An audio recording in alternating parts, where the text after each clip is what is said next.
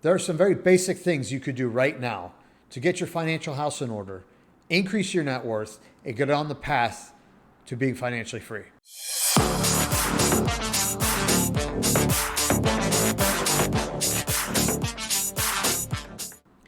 Hey everybody, what's up? Nico here.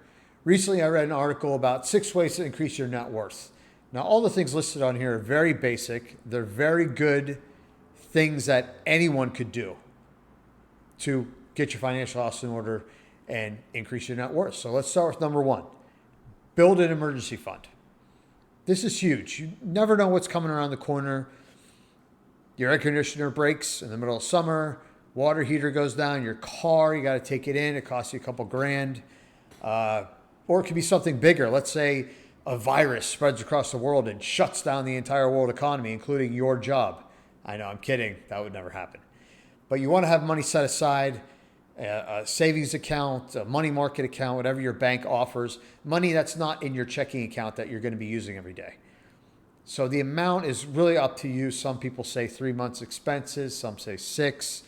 You want to have what'll make you comfortable, but don't put too much in there because that money's not invested. It's not going to be growing.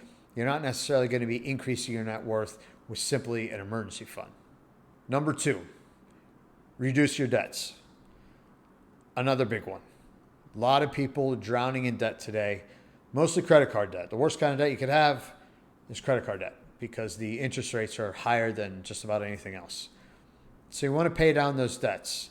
You want to do whatever you can at the end of the month to take whatever disposable income you have left over and put it towards those debts. If you have a list of credit cards, you want to start by paying off the credit card with the highest interest rate first. Not the smallest amount or the biggest amount. The highest interest rate. That's going to save you the most amount of money over the long term. So figure out whichever one that is. Start paying those cards down. Number 3, cut your expenses. People always focus on income. They never really think about their expenses. So how much money you keep is what's important. It's not necessarily how much is coming in. It's how much you keep of what's coming in. So focus on the money that you are spending. Are there ways to cut your expenses? Can you get the same things you want at a lower cost or a lower frequency? Do you have to go to Starbucks every day? Probably not. Do you have to do this every day, every month? Whatever it may be. You don't have to live like you're Amish. I don't. But my expenses are very low. I've kept them low my whole life. I don't subscribe to things. I don't buy things that I know I'm not going to use or I'm only going to use for a short period of time. So focus on the things that you absolutely need. Allow in some of the things you want after you've paid off those debts. So focus on the money that's going out as much as the money that's coming in. Number 4, increase your income. Well, duh. If you can increase your income, that's great. Absolutely do it. There are some times where you might want to maybe pick up a side job, a part-time job, do something temporarily. You don't have to do it forever. But you could do this to pay off your debts and get yourself in a better financial position. Let's say you have $20,000 of credit card debt. It's a lot. Why not drive for Uber on the weekend? Pick up a part-time job when you can do it. Something like that temporarily. Don't have to do it forever.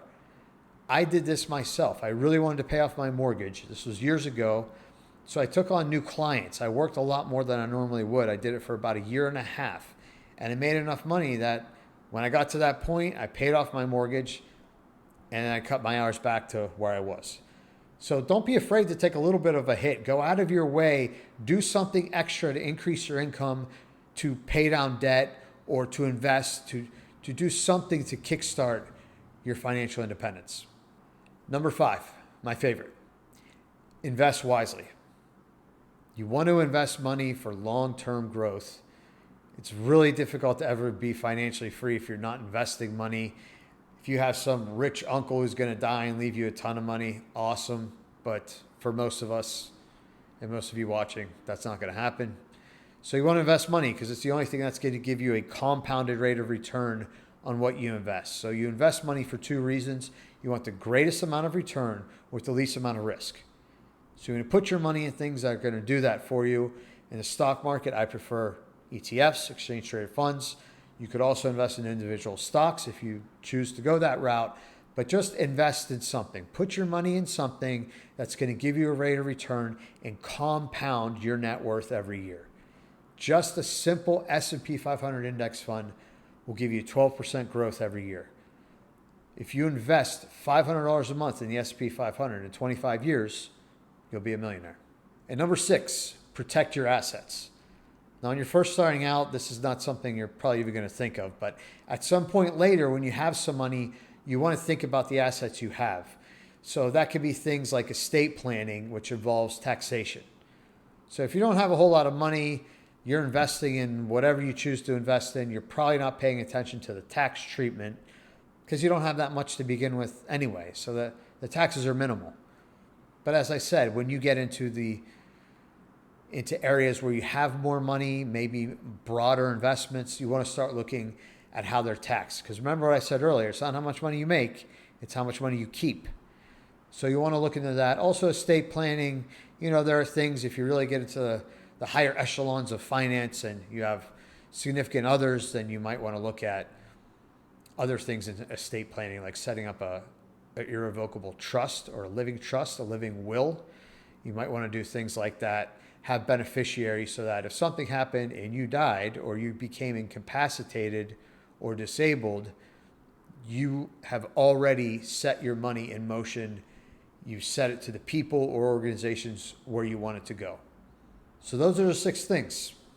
Build an emergency fund, reduce your debt, focus on your expenses, increase your income if you can, invest wisely, protect your assets. These are all very basic things you could do right now to get your financial house in order, get on the path, start investing, think about your future. Don't be on the no plan. Have a plan. Think about your future today so that you actually have one tomorrow. And you're not working some part-time job at 80 years old, struggling to get by. If you want to do the things that you've always dreamt of doing, you're going to need money to do them. So let me ask you, what are you doing right now to prepare for your financial future?